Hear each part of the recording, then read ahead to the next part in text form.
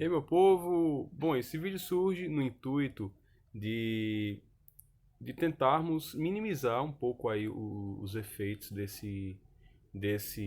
que tem acontecido no mundo, né? Em virtude dessa pandemia. E uma das sugestões e uma das propostas do PVS foi gravar videoaulas, né? Pequenas videoaulas para que não interfira na preparação de vocês, né? Para que o que tem acontecido no mundo não interfira na preparação de vocês. Então, esse vídeo que eu estou gravando para vocês, ele fala um pouco da cultura da Grécia, mais especificamente na religião, tá?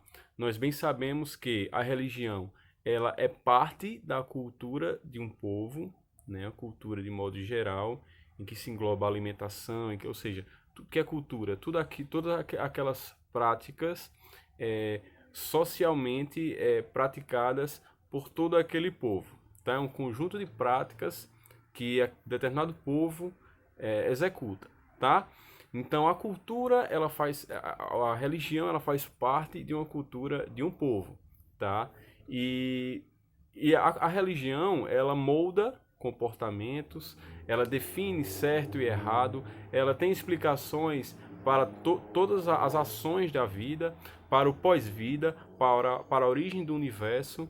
E aí a gente pensa como era isso lá na Grécia, tendo em vista que o Enem ele dialoga com competências e habilidades, tá?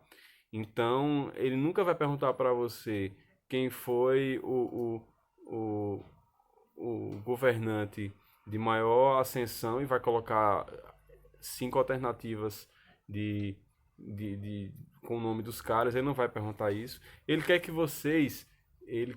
vocês resolvam questão problema. Eles vão sugerir uma questão problema e vão querer que vocês tenham competência e habilidade para resolver aquela questão problema, tá? E hoje a nossa conversa é sobre a religião na Grécia Antiga. A partir dessa introdução, a gente começa falando sobre alguns aspectos gerais da religião na Grécia Antiga.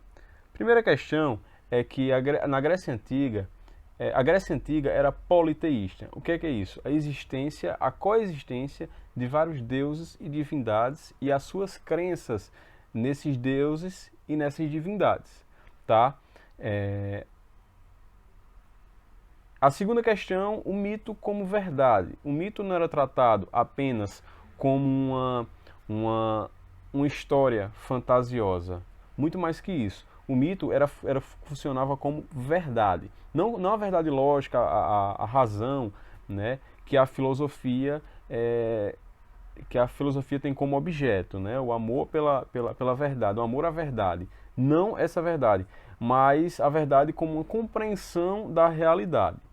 Outra característica geral, que aí dialoga com os períodos, com essa divisão da história da Grécia entre períodos, que nada mais é que uma divisão metodológica, uma forma melhor de se organizar o conteúdo da Grécia, né? A partir de rupturas e permanências nesse grande período aí de 800, de 1000, de 2000 anos, tá? No período arcaico, por exemplo, a gente vê o surgimento das cidades-estados, né, no período arcaico. Essas cidades-estados, elas se organizam de forma melhor em relação às bases estruturais ali na sociedade. Tá? A gente vê aí o surgimento de cidades-estados e é onde reside o caráter heterogêneo. Cada cidade-estado se organizava de forma diferente e, com isso, a religião, como eu falei na introdução, que é parte de uma cultura, de uma sociedade, ela também, se as cidades-estados são heterogêneas, a religião também é heterogênea, né? Por isso que se dá o caráter politeísta da Grécia, tá? Porque em cada cidade-estado aí era praticado um tipo diferente de religião e o culto diferente a um determinado deus ou aos vários deuses, tá? Bom, mas começando pelo período micênico, a gente percebe o período micênico, revisando aí, é o período em que se forma. A Grécia ela tem sua formação ali na Península, na, na Península Balcânica, né? Na região dos Balcãs ali, um conjunto de ilhas, né? Denominada Hélade. Tá? E esse período também pode ser chamado por Creto-Micênico, em referência à cidade de Micenas, que se desenvolveu muito, né? Creto-Micênico, as duas cidades aí que mais se desenvolveram, né? A cidade de Creta e a cidade de Micenas, né? Desenvolvimento comercial muito grande, um pouco de agricultura ali em Micenas também. Então tem essa formação inicial, essa organização ali na ilha de Creta, tá? Desculpe, a ilha de Creta, a cidade de Micenas e Knossos, também é a segunda cidade, tá? A ilha de Creta. Bom, nesse período a gente tem uma referência de Homero, lá não lembro se é na Ilíada ou se é na Odisseia, mas tem uma referência de Homero ao rei Minos, tá? Que surge aí o mito do Minotauro, né? E aí esse rei Minos, Homero vai dizer que a cidade essa cidade de Knossos era uma cidade bela, fértil, de muitas águas, e que o rei Minos, que governava essa cidade, era confidente de Zeus, né? Então Zeus era o deus, um dos deuses maiores aí do panteão da mitologia grega. E quando se diz que um governante ele é amigo confidente de Zeus, está querendo se dizer que esse cara tem uma função na sociedade de extrema importância e de reverência, certo? Mas o que é que eu gostaria de pontuar para se falar da religião na Grécia? Uma primeira questão é que a Grécia ela vai romper com uma questão, ela vai romper aí com uma forma de se praticar religião que se praticava, por exemplo, no Egito, na Mesopotâmia, né, em que os deuses eles eram sim maiores que os homens, mais fortes que os homens, eles precediam a humanidade, sim, mas eles nessas sociedades, no Egito, na Mesopotâmia, eles tinham um caráter mais de purificação, eles eram mais purificados. Na Grécia, a Grécia ela rompe com isso, né? Ela rompe com esse caráter purificado atribuído aos deuses, colocando nos deuses aí características humanas, como raiva, como vingança. A gente percebe, por exemplo, na narrativa de Homero, na Odisseia, que é o retorno de Odisseu ao seu reino, né, a sua cidade-estado, a sua região, né, Ítaca, a região do Odisseu. A gente percebe nesse retorno do Odisseu à sua casa, aí a história toda narrada em cima de conflitos aí em relação aos deuses, né? E aí, no período homérico, no segundo período, é um período que nós não temos muitos registros históricos acerca do período homérico, mas se tem como grande referência a Ilíada e a Odisseia, né? Principalmente a se estudar os usos da poesia, né? Que é uma segunda questão que eu gostaria de falar, ou terceira, não lembro. Bom, mas é outra questão que eu gostaria de comentar. A religião na Grécia, ela era transmitida principalmente em vias orais, ou seja, no que chamamos de tradição oral. E a função do poeta, como um aedo, o que é aedo?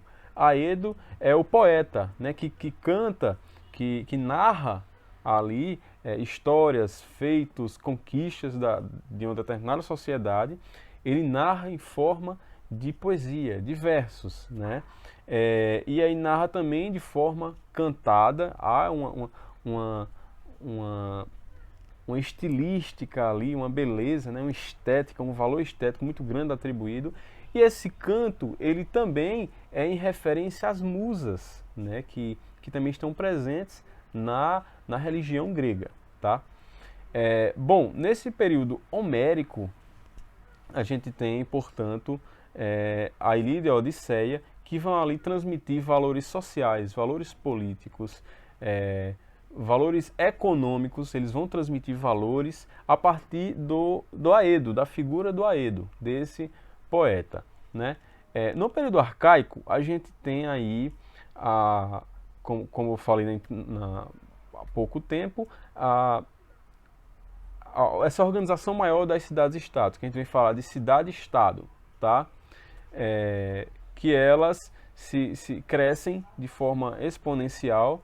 E, inclusive, Atenas se dá em virtude de um sonho que Zeus teve, né, com a deusa Atena, e aí ele manda cortar a cabeça dele, e daí nasce a cidade de Atenas, né? A tradição fala isso.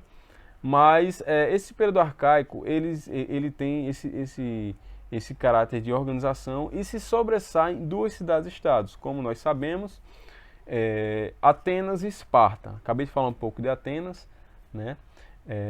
Mas surge aí nesse período arcaico se sobressaem, né? Atenas e Esparta. No período clássico é um período interessante, por quê? Porque se é questionado sobre a função dos mitos na sociedade, principalmente a partir da crítica feita por Platão, né? A crítica aos mitos, crítica à poesia, né? Que Platão dizia, e os filósofos em geral nesse sentido, né? mais platônicos, né, dentro dessa crítica ao mito, à poesia, se dizia que a poesia e o mito serviam apenas como lendas fantasiosas para manipular a sociedade. Tá? Existe aí no período clássico, esse período aí de surgimento da filosofia, da áurea da filosofia aí, né, do auge, tudo em torno da filosofia, que é a busca pela verdade, o amor à verdade, né, a filosofia. E aí existe essa crítica aos mitos nesse sentido, tá?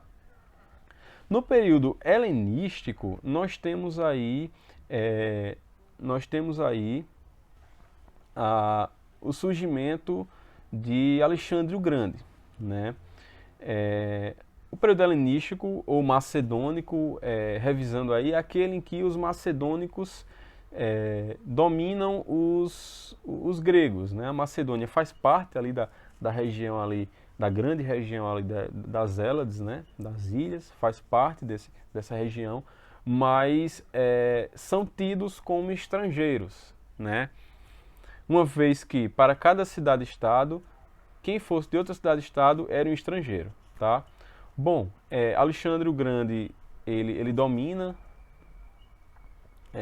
Alexandre o Grande, Alexandre I, né, no caso o avô dele, vai dominar aí a região grega, e aí se tem aí uma apropriação dos mitos e da função dos deuses para a imagem do Alexandre, né? A gente vê aí nesse momento moedas, né, medalhas com a imagem do Alexandre como Deus a ser reverenciado, né, chamados de tetradracmas, essas medalhas. E a gente tem portanto essa apropriação para usos políticos da religião enquanto fundação de símbolos, né, de símbolos políticos. Muito repetitivos na Idade Média, mas que servem como apropriação dessa reverência às divindades por parte de Alexandre, tá?